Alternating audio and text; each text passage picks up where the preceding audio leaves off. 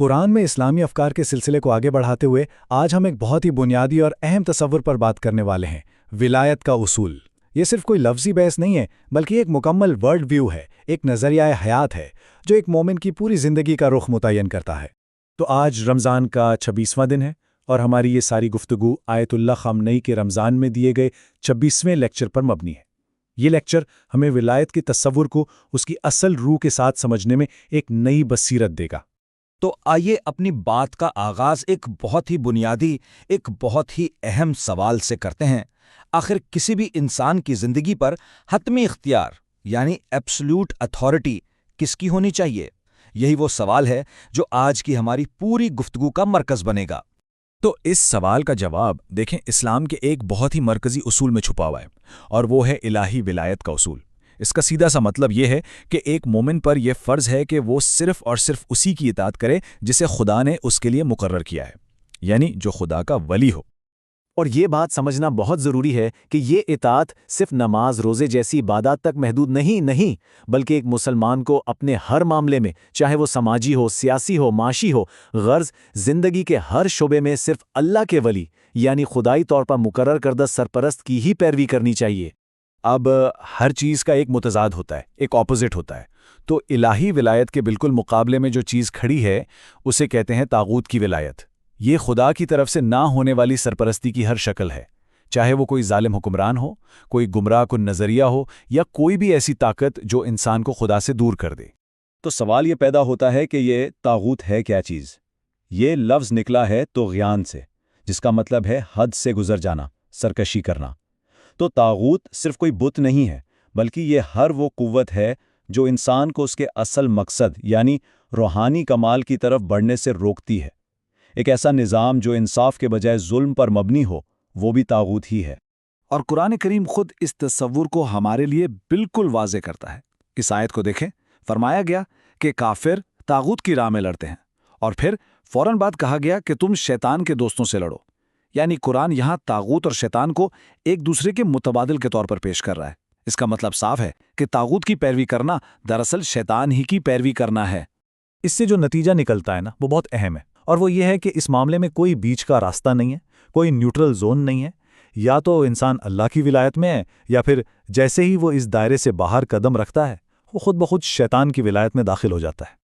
اب یہ ساری باتیں صرف نظریاتی یا کتابی نہیں ہیں۔ تاریخ ہمیں بتاتی ہے کہ جب اس اصول کو نظر انداز کیا جاتا ہے تو اس کے نتائج کتنے سنگین ہوتے ہیں۔ آئیے اس کو سمجھنے کے لیے تاریخ کے ایک واقعے کی طرف چلتے ہیں، کوفہ کا واقعہ۔ یہ ایک ایسی کیس اسٹڈی ہے جو دکھاتی ہے کہ جب ایک قوم ان دونوں راستوں کے درمیان شک کا شکار ہو جائے تو اس کا انجام کیا ہوتا ہے۔ ذرا اس منظر کو اپنے ذہن میں لائیے۔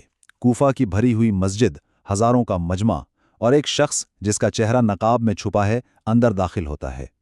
وہ سیدھا ممبر پر جا کر بیٹھ جاتا ہے اور بس خاموشی سے سب کو دیکھتا رہتا ہے۔ ہزاروں لوگ اسے دیکھ رہے ہیں، دلوں میں خوف ہے، لیکن کسی میں اتنی ہمت نہیں کہ کھڑا ہو کر پوچھے کہ تم کون ہو۔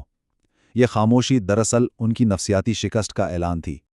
اور پھر وہ خاموشی کو توڑتا ہے، اپنا نقاب ہٹاتا ہے اور ایسی بات کہتا ہے کہ سب کے دل دہل جاتے ہیں۔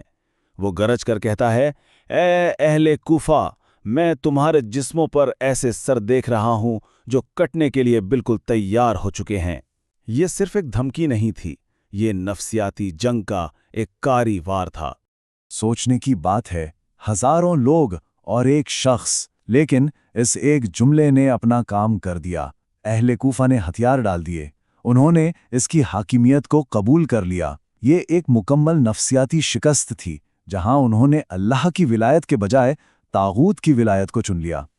اب یہ جو کوفہ میں ہوا یہ کوئی اتفاق نہیں تھا، یہ ایک بڑے الہی قانون کی ایک مثال ہے جسے ہم قانون تخلیق یا سنت تاریخ بھی کہہ سکتے ہیں۔ مطلب یہ کہ تاریخ میں بھی کچھ ایسے اٹل قوانین کام کرتے ہیں جو کبھی نہیں بدلتے، بالکل سائنس کے قوانین کی طرح۔ اور یہ قانون کیا ہے؟